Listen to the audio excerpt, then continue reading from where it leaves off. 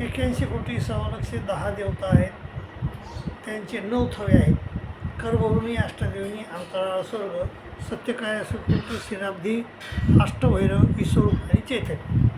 कर्मभूमीच्या देवता 13 कोटी, अष्टदेवनीच्या 13 कोटी, अंतराळीच्या 13 कोटी, स्वर्गीच्या 33 कोटी, सत्यकाय सुकृतच्या 9 कोटी, शिराब्धीच्या 6,00,000, अष्टभैरव 8, ईश्वरूप 1, चैतन्य 1. अशा एकूण 81,10 देवता आहेत. तर त्या देवतेच्या त्यांच्या मुक्त्या आहेत. त्यांच्या मुक्त्याची 3 थवे आहेत: लौकिक, भौतिक आणि उपासावराखी. अशा 3 मुक्त्या येतात. आणि 4थी मुक्ती आहे लाभाख्य मुक्ती, ती परमेश्वराची. लौकिक, भौतिक, उपासावराखी, लाभाख्य. आणि लौकिक, भौतिक आणि उपासावराखी ती देवतेच्या मुक्त्या, आणि लाभाख्य ही परमेश्वराची मुक्ती. तर बाबा, मुक्ती म्हणजे सांसारिक दुःखातून निवृत्ती.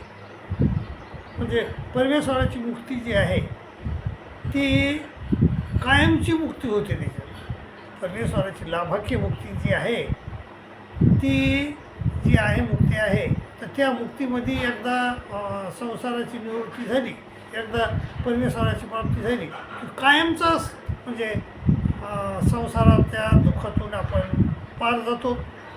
पण देवतेच्या मुक्त्या तशा नाहीत. देवतेच्या मुक्त्या ज्या आहेत त्या कायमस्वरूपी नाहीत, ठरलेल्या आहेत. आता त्यांच्या 3 प्रकारे मार्ग आहेत. त्यांच्या देवतेच्या मुक्तीचे 3 मार्ग आहेत. एक म्हणजे विद्यामार्ग, युगधर्म, विद्यामार्ग, असे 2 मार्ग. आणि 3रा मार्ग आहे तो म्हणजे भावसाधन. तर भावसाधनाचं फळ हे अनियमित असते. पण अंतर्यागाचं म्हणजे विद्यामार्गाचं, आणि वैराग म्हणजे युगधर्माचं जे फळ आहे ते ठरलेलं आहे ते फळ. तर मायेचं सगळ्यात उंच फळ आहे 1 कोटी वर्षाचं. तर त्या 1 कोटी वर्षाची मुक्ती मिळते जर मायाचं फळ आपल्याला मायाच्या विद्यानं आपण गेलो. तर आपल्याला मायाच्या विद्यानं जर आपण गेलो विद्यामार्गानं, तर आपल्याला मुक्ती मिळते, 1 कोटी वर्ष मुक्ती मिळते. आणि असंच मग खाली कमी सुख फळ मिळण्याचे मार्ग येते. तर अशा प्रकारे जे देवता येतात, तर लौकिक मुक्ती कशाला म्हणावं, मग 1 ते 6 स्थानीच्या ज्या देवता येतात त्याच्या मुक्तीला लौकिक मुक्ती म्हणतात. म्हणजे तिथं म्हणजे परिवारासह मुक्ती आहेत, परिवार आहेत तिथं. आणि त्या परिवार म्हणजे लौकिक म्हणतात त्याला. तर परिवारासह मुक्ती, परिवारासह म्हणजे मुख्य, तर त्याला लौकिक मुक्ती म्हणतात. आणि भौतिक म्हणजे अष्टभैरवाची मुक्ती. आणि उपसावराची मुक्ती म्हणजे 8 म्हणजे विश्वदेवतेची आणि चैतन्यमायाची मुक्तीला उपसावराची मुक्ती म्हणतात. तर अशा प्रकारे 3 मुक्त्या येतात देवतेच्या. आणि 4थी मुक्ती आहे परमेश्वराची, तिला लाभाख्य मुक्ती म्हणतात. परमेश्वराच्या स्वरूपाचे 2 विभाग आहेत, एक ईश्वर आणि दुसरा ब्रह्म. तर ईश्वराला कैवल्य म्हणतात आणि ब्रह्माला मोक्ष म्हणतात.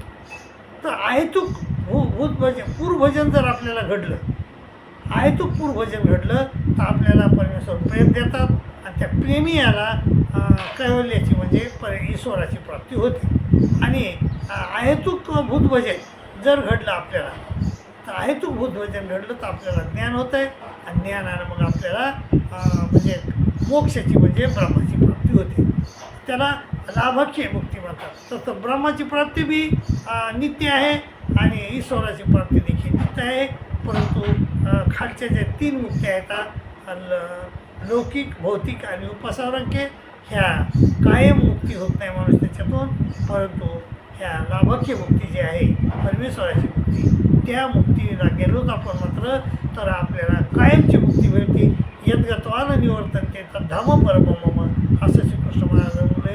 त्याप्रमाणे पुन्हा एकदा त्या याच्यात गेलोत आपण परमेश्वर स्वरूपी, पुन्हा आपल्याला ह्या संसारात बसवून येण्याची गरज नाही, त्या मुक्तीला लाभांक्य मुक्ती म्हणतात. आणि हो अशा प्रकारे म्हणजे लौकिक भौतिक आणि उपासनाके ह्या देवतेच्या 3 देवतेच्या मुक्त्या आणि एक लाभांक्य ही परमेश्वराची मुक्ती मी तुम्हाला समजून सांगितली. आपल्याला समजली असे मी अपेक्षा करतो आणि तुमची रजा घेतो. आणि हो, आपला हा जो ग्रुप आहे तर हा ब्रह्मविद्याशास्त्र आणि गीताशास्त्र सांगणारा ग्रुप आहे. तर ह्या ग्रुपला कृपया शेअर करा, सबस्क्राईब करा, लाईक करा अशी नम्र विनंती करतो आणि तुमची रजा घेतो.